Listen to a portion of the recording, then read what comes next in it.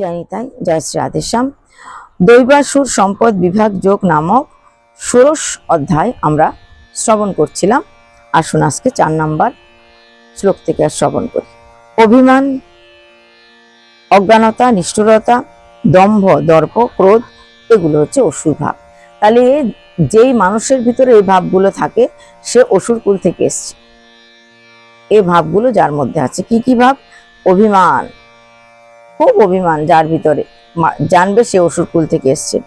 অজ্ঞানতা, সে জ্ঞান সম্পর্কে কোনো ধারণাই তার নেই এবং চেষ্টাও করে না জ্ঞানী হওয়ার জন্য। তাই অজ্ঞান ব্যক্তি ভগবানকে না পেয়ে আরো বেশি নরকের দিকে ধাবিত হয়, বেশি নরকের দিকে ছুটে যায়। তাই বলছে অজ্ঞানতা। নিষ্ঠুরতা, নিষ্ঠুর স্বভাব হয়। তাই যে অন্যান্য যে প্রাণী আছে, অন্যান্য যে জীবজন্তু আছে তাদেরকে সে নিষ্ঠুরভাবে হত্যা করতেও দ্বিধাবোধ করে না। নিষ্ঠুরতা, কারো প্রতি তার দয়া মায়া নেই। নিষ্ঠুর ব্যক্তি যে আছে সে নিশ্চয়ই জানবে রাক্ষস কুল থেকে এসছে অথবা অসুর কুল থেকে আসছে। দম্ভ, তার ভিতরে বহুত অহংকার থাকে, কাউকে সে তোয়াক্কা করে না, তার নিজের মন মতো সে চলে, নিজের মন মাফিক। এ ধরনের ব্যক্তি জানবে অসুর কুল থেকে এসছে। দর্প থাকে তার ভিতরে, অহংকার থাকে। ক্রোধ, প্রচন্ড মাত্রায় যার ভিতরে রাগ আছে, ক্রোধ আছে, সে কিন্তু দেবতার কুল থেকে আসে না, অসুর কুল থেকে এসছে। তাই অসুর কুল থেকে যারা এসছে তাদের ভিতরে এই স্বভাবগুলো কোনো না কোনো একটা থাকবে। তাই এই ক্রোধ যার ভিতরে আছে সে মানব অসুর কুল থেকে এসছে, তাই অসুর ভাব।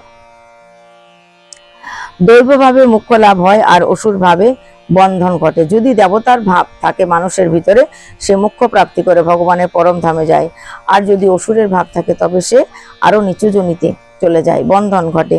হে অর্জুন, তুমি শ্রেষ্ঠ বংশজাত। অর্জুনকে বলছি, ভগবান তুমি শ্রেষ্ঠ বংশে জন্মগ্রহণ করেছ, তোমার দুঃখ কেন? তুমি তো শ্রেষ্ঠ বংশে জন্মগ্রহণ করেছে। কুন্তী যার মা, যবরাজ ইন্দ্র যার পিতা, তাহলে তুমি দেবতার অংশ, তাই তোমার দুঃখ কেন? জীবের দুটি ভাব, দৈব ও অসুর, এই দুটি ভাবই আছে জীবের, হয়তো দৈব ভাব নয়তো অসুর ভাব। দৈব ভাবের কথা বলিয়াছি, অসুর ভাবের কথা বলিতেছি শুনো। এবার অসুর ভাবের কথা আরো বলছে। অসুর প্রবৃত্তি নিবৃত্তি জানে না।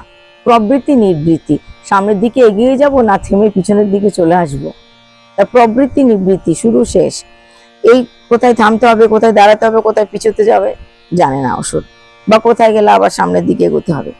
তাহারা সদাচার, সত্য ও সূচি কিছুই নাই। তাহলে তার সদাচার নাই,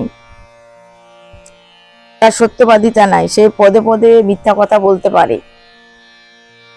সৎবুদ্ধি, সৎ চিন্তা ভাবনা নাই, ভিতরে বাহিরে পবিত্রতা সুচিতা নাই তার ভিতরে, তার শুদ্ধ কিছুই নাই, কিছুই তার শুদ্ধ নাই। না মন, না বস্ত্র, না তার আভূষণ, না তার শরীর, কোনোটাই বলছে শুদ্ধ নাই। তাই সে অপবিত্র আর মিথ্যা কথা ভুরি ভুরি বলে, তাই সে অসত্য ভাবে থাকে।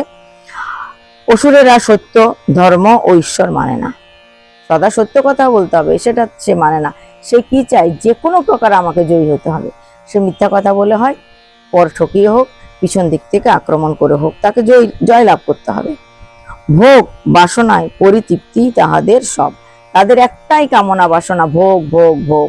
এই বস্তু আমার আছে, এই বস্তু আমার হবে, আর বাকি যা আছে সবই আমার চাই। তো ভোগ বাসনা, আর এই বাসনা থেকে তারা কখনো পরিতৃপ্তি পায় না, তারা আরো চায়, আরো চায়, আরো চায়ের মধ্যে তাদের মনটা সেভাবে তৈরি হয়। তাই এই ধরনের স্বভাবযুক্ত যারা আছে তারা অসুর স্বভাব পেয়েছে। হে অর্জুন, অল্প বুদ্ধি মনের হীন দৃষ্টি ও মতিহীন হইয়া থাকে। তো হে অর্জুন কি বলছে? অল্প বুদ্ধি মানব, যাদের বুদ্ধিটা অল্প, অল্প বুদ্ধি মানব, তারা হীন দৃষ্টি, চোখে কম দেখতে পায়, এবং মতিহীন, মনটা তাদের ঠিক থাকে না। ধ্বংসের জন্য তারা পৃথিবীতে জন্মগ্রহণ করে থাকে, কেবলমাত্র নিজেকে কষ্ট দেওয়া, অপরকে কষ্ট দেওয়া, জগৎ সংসারকে দুঃখ দেওয়া, জগৎ সংসারকে ধ্বংস করে দেওয়ার জন্য তারা জন্মগ্রহণ করে থাকে। তাহারা কাম, মদ, মান, দম্ভ ও সূচিহীন হইয়া কর্মে প্রবৃত্ত হয়। তারা কাজ তো করে কিন্তু কাজে প্রবৃত্ত হয়, শুরু করে কাজটা কখন, কেমন? সূচিহীন, পবিত্রতাহীন, দম্ভ অহংকার নিয়ে, মান নিয়ে, মদ নিয়ে, কাম নিয়ে, এই সমস্ত কিছু নিয়ে তারা শুরু করে কার্য করতে শুরু করে প্রবৃত্ত হয়। এটা ছিল দৈবাসুর সম্পদ বিভাগ যোগ নামক 16 অধ্যায়ের 10 নম্বর শ্লোক। আমরা আজকে এই পর্যন্ত শ্রবণ করলাম, আগামী দিন আবার এরপর থেকে শ্রবণ করব। জয় নিতাই, জয় শ্রী রাধেশ্যাম।